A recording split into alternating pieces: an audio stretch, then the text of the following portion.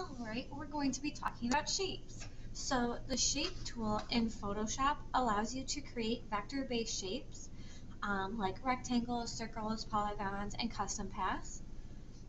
These shapes are scalable without losing quality and can be filled with color, gradients, or patterns. You can also adjust their stroke outline, apply layer styles, and manipulate their size or position. Shapes are often used for creating design elements, buttons, icons, or backgrounds, and they can be edited at any time, making them versatile tools in your workflow.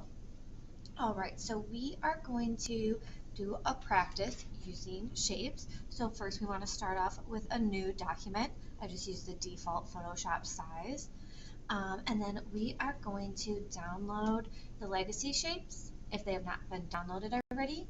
So we're going to go to Windows and Shapes. We're going to click these lines right here and press Legacy Shapes. And then we have a lot more options to choose from.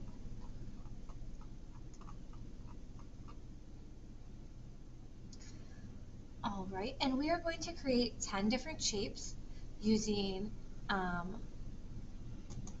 the rectangle tool, the ellipse tool, the triangle tool, the polygon tool, the line tool, and the custom shape tool. So all of these shape tools right here.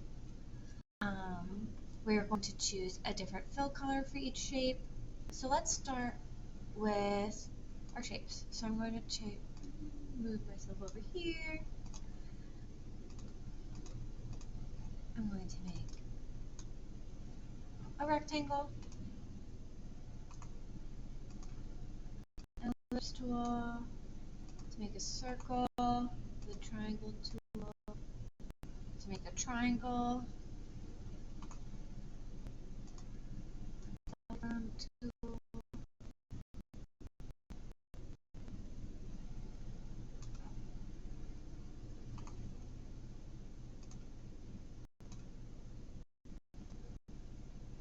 the line tool,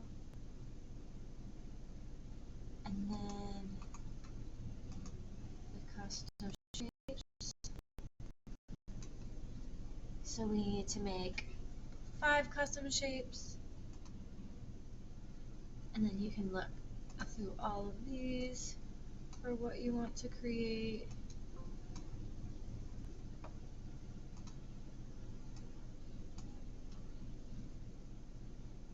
Two, three.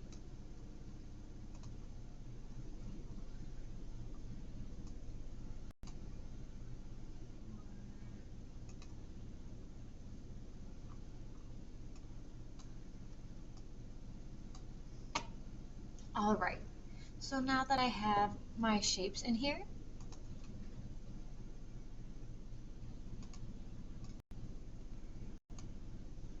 I am going to choose a different fill color for each of the shapes.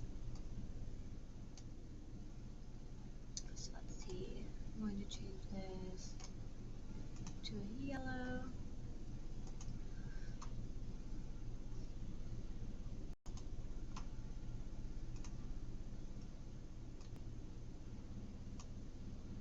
Let's use this one right here.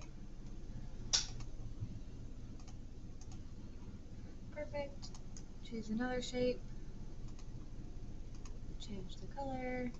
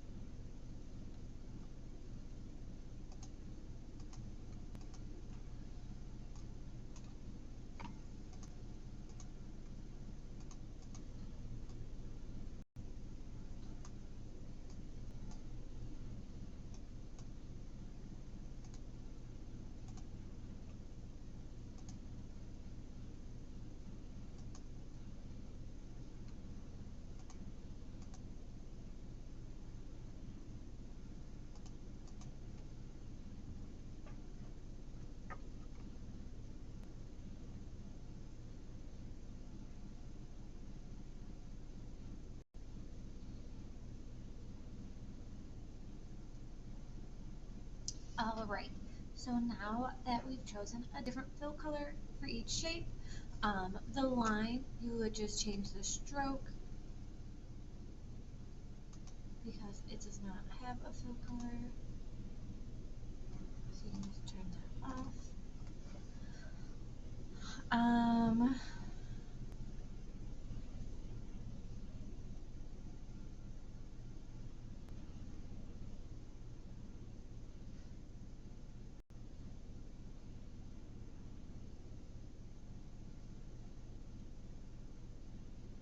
So then we are going to change the stroke color, line weight, line, or make it not visible for each shape. You can do that in the options bar or in the properties panel. So let's go ahead and change up the stroke.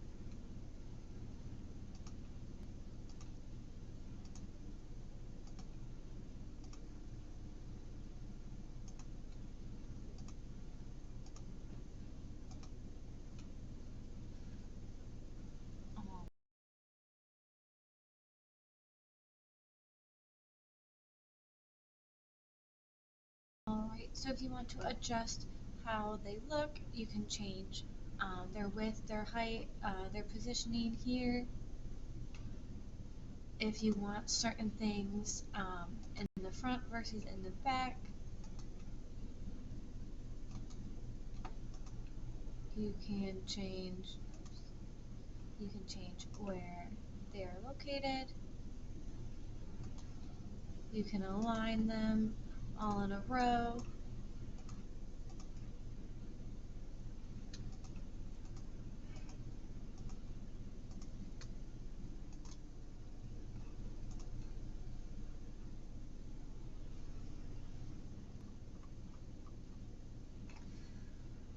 Alright, so we're going to make 5 of the shapes at 50% opacity. See?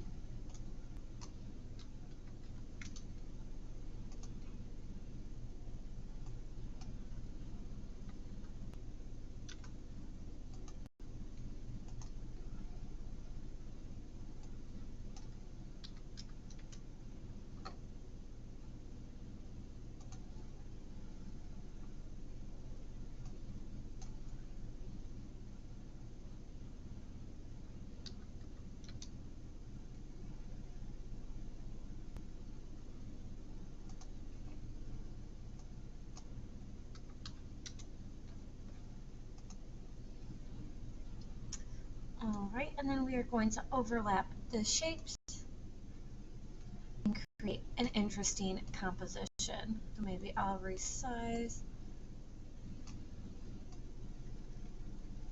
some of my objects.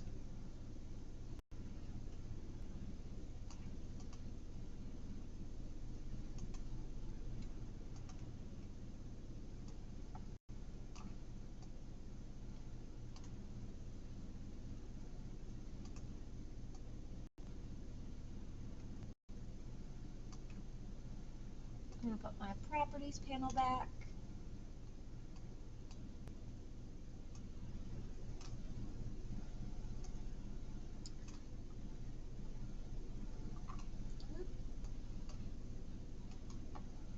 Make sure it's in the adjustments so that I can still see all of my layers. If you are having trouble selecting your layers, you can make sure that you select it in the layers panel and then change auto select, because then it'll just say with the active layer.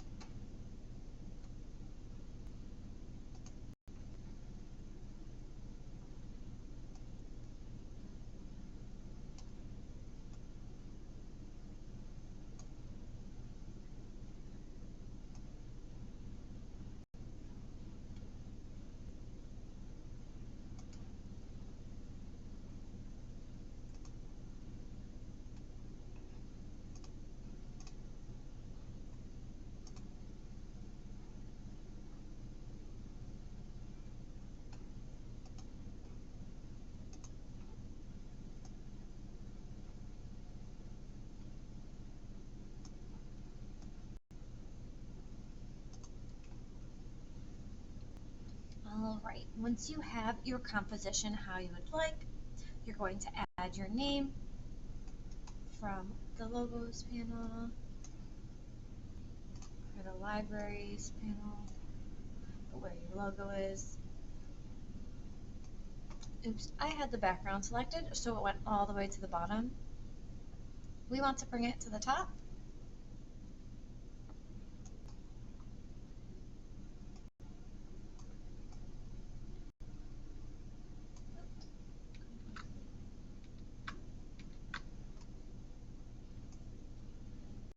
If you press and hold shift, it won't stretch it out at all.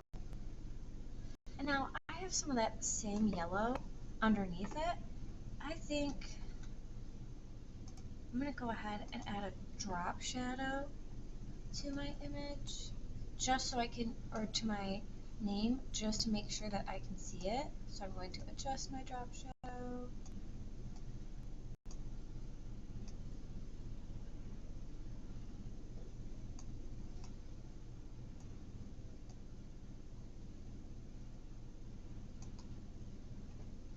Perfect, and I can see my name clearly right there at the bottom. Alright, and then I'm going to save it as a PSD file and then export it as a JPEG file. So save as Bandos Shape Tool and save. Okay. File, export as JPEG, okay.